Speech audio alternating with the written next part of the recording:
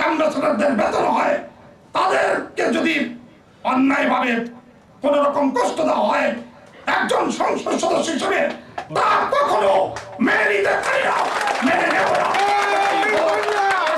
দক্ষিণ বাংলার সবচেয়ে কম বয়সের যিনি নির্বাচিত হয়েছিলেন ৭৯ সনে, বাংলাদেশের একজন বীর মুক্তিযোদ্ধা, বর্তমান ঘুরে ফিরে ওই ধরনের কথাই আসবে। শুধু আমি একটা কথা বলবো, শুয়োরের সঙ্গে মানুষের অর্ধেকও নাই, কুকুরের অর্ধেকও নাই। বাংলাদেশ আওয়ামী লীগ মানুষের দল, এই দলকে কেউ কি করতে পারবে না। আর বিএনপি জামাত এরা হচ্ছে শুয়োরের দল, এরা হচ্ছে কুকুরের দল।